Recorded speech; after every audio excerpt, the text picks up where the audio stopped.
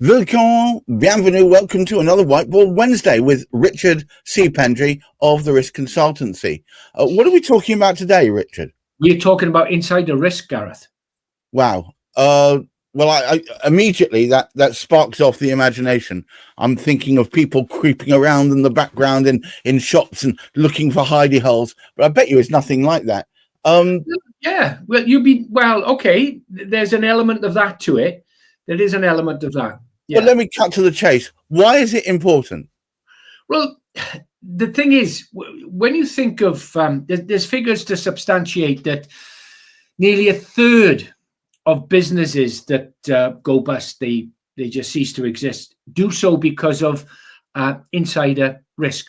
Okay, right. Insiders are stealing what is not theirs and putting it out there. So trusted people inside your inner circle, people within your organization, right, that they're authorized to access and all the rest of it, and they just give away what is yours. And there's, it's around about 31% of businesses that go bust is because of embezzlement and bad things happening by people from inside their business. So it's very important, very important. So when we look at this, right, we've already got, now there's for people who are looking at this, we've already got the first 3 videos up on the on the YouTube channel. Yes, indeed. The last one that went up was the threat, which is one of the principal parts of security risk management. And I wanted to, when we got to the threat, I wanted then to pause a little while and have a look more in depth at that subject. So last time we were on, we looked at situational awareness, how we can use that tool to actually identify the threat. And before we go on to the next part, which is vulnerability, I wanted to have a look at insider threat, because it's a very insider risk, because it is a very salient and a very important part for any organization. So that's why I'm intrigued. Yeah. I'm intrigued. Okay. So today today when we start off, we're going to have a look at a definition on and the types of actions that insiders do. Okay. Who are the insiders? Why they do it, what their motivation is.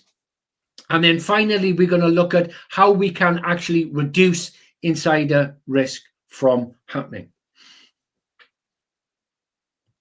All right. Okay. Well, so yeah, and I know it's not lunchtime, and I know it's not a Wednesday, but because of all the bank holidays and all the rest of it, we're a little bit late behind. So what I want people to do, grab a brew and put your headphones on, and here we go.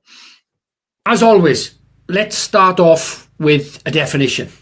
Insider risk is defined by the NPSA, that's the National Protective Security Authority, as the potential for harm from individuals who have or had authorized access to an organization's resources, that is including people, systems, data, and infrastructure. These insiders can cause extensive harm, and they can do this by data theft and leaks, including intellectual property, trade secrets, personal information, credit card information, for example, of individuals. They can sabotage physical, digital, or operational items. Violence or terrorism. Good example of this is British Airways employee by the name of Rajib Karim, who planned a terrorist attack by using his insider access. Reputational damage. Public trust can quickly collapse in an organization. I don't know if you remember, this happened to the Met Police a few years ago after the murder of Sarah Everard by one of its members, PC Cousins. Fraud and embezzlement. Case in point, Martin Sargent, a Church of England employee who stole 5.2 million over 11 years. Good to note that there is evidence to suggest that up to 30% of business failures, why companies go bust, is due to employee theft or embezzlement. Who are these insiders? Who are the adversaries? They're anybody that has access to your organization assets. Assets being something of value to the organization. Remember, we covered assets and its definition in an earlier program. Employees, that's self-explanatory. Contractors, people who you allow on site. Cleaners, security, tradespeople. Suppliers, people who are delivering things to you. Former staff members. But it's important to acknowledge that employees often have greater potential for harm than external actors. And that's because they're trusted, they're authorised, their activity is often invisible or normalised. You're used to seeing them there. There's a really good programme called Cleaning Up. It stars Sheridan Smith, and she's a cleaner working in Canary Wharf for a financial company. And the information that her and her colleagues managed to steal, they used to play the markets. Yeah, really good programme, well worth a watch. Good to note, though, that most employees do not join at outset with malicious intent. A government study found that only 6% of insider threats were infiltrators. The rest developed their intentions after joining and realising the lack of security, how vulnerable the actual assets were. So let's have a look at why people conduct these nefarious activities. We have human error, negligence. People are not trained, they just make mistakes, sending sensitive files to the wrong recipient, clicking on phishing emails, misconfiguring security settings, making a database public, for example, forgetting to lock screens or devices, taking home sensitive paperwork. We used to see this when we relied on hard copies more. You know, people would go home and leave top secret plans on the trains and on buses. Not so much nowadays. Motivations for this, I like to use the RICE acronym, R standing for reward, which could be money, sex, whatever they want as a reward, that's what they get. Ideology, religion, politics, activism, coerced, people being made to do things by an external actor, and ego, a sense of entitlement, disregard for the rules. Question which I want you to answer in the chat below. What do you think is the most powerful of the motivations there? What's the most powerful motivation? Let me know what you think. So how do we actually reduce the risk? How do we mitigate? Many insider threats begin with an opportunity. They know or they can see that the asset is actually vulnerable. Unguarded doors, unchallenged access, unmonitored movement, for example. So we'll have to look at physical security measures. They serve not just to stop unauthorized, but to signal that security is taken seriously, which is a deterrent if you have a good security structure and a good security culture within your organization. So staff screening. Before they join the company, you can do background checks. Social media, really good way of doing that. Check an individual's social media activity. Not just at the outset, but when they're actually promoted to a higher position, they get more authority and they get more access. Restricted access within your building, within your organization. It has to be on a need to go basis or a need to see basis. We really need to move beyond cyber thinking because a lot of this comes down to physical security. People are mostly the weakest link in any security process. Does your organization have a clear desk policy, for example? Something easy as that. You need to be able to build a culture of trust and accountability within your organizations. And that is really beneficial because higher trust organizations retain their talent better. They're more innovative and it's easier to detect insider risk faster. Build trust with verification. That's where personal security comes in. Not just vetting, but continuous understanding of people and their context. And finally, the 3 levers of risk reduction. Reduce the threat. Background checks, awareness by staff. Reducing the vulnerability to the assets, access control, separation of duties. And reducing the impact. response plans, backup, insurance, all these things to reduce the impact if it actually does happen. Insider risk is not just a security problem, guys. It's a people problem.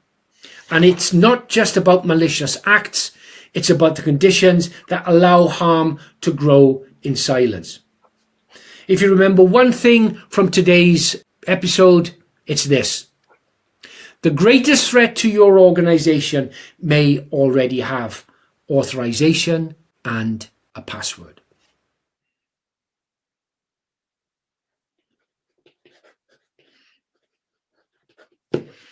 Wow, I learned a lot there, but it's actually left me with questions. Let me first of all, the question you posed in there was the most powerful motivation, and I thought maybe it was control. Is that it? No, so we used RICE, okay? So reward, ideology, coercion, and ego. So which one do you think? Which one of those four? Ego. Ego? Okay. All right. The example there would be somebody who thinks that they are better than the organization. They might have worked there for a great deal of time. They might have been skipped over for promotion. Yeah, the rules don't apply to them. No. The least one is coercion. If you're forced into doing something, you are less likely to do it in future. The strongest one is ideology.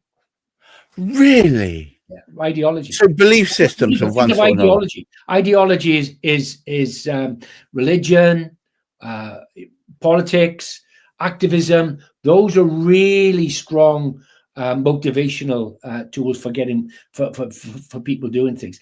And I'm glad you picked up on that, because we see more. Yeah, we understand about religion, but activism is a really big ideology, a growth ideology.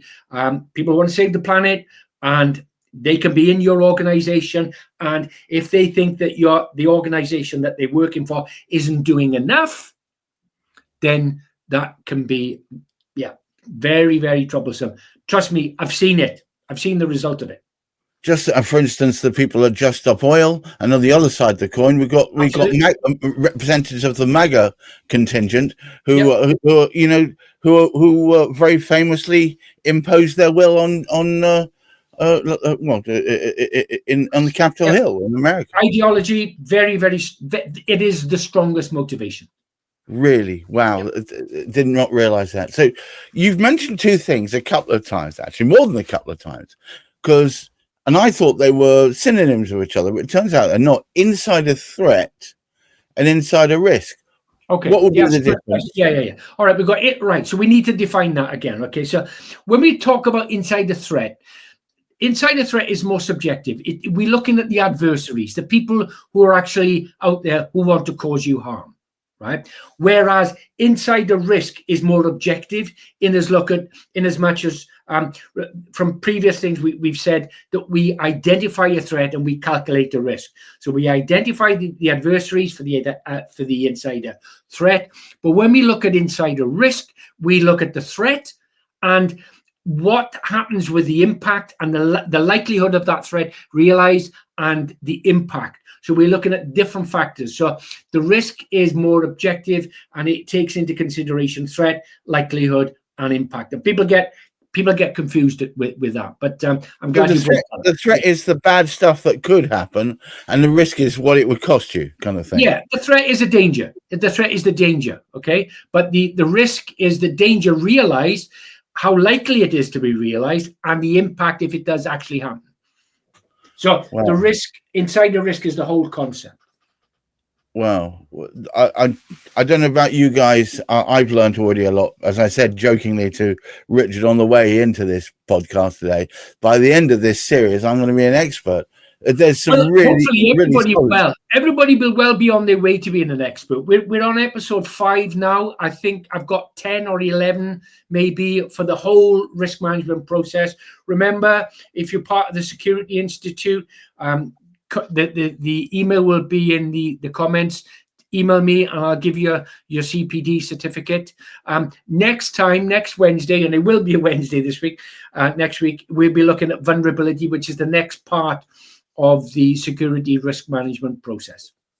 Well, I'm looking forward to that. And to all those out there that it's interesting, isn't it? Because stuff that I've taken for granted, actually, it means I'm going to keep my eyes firmly peeled open.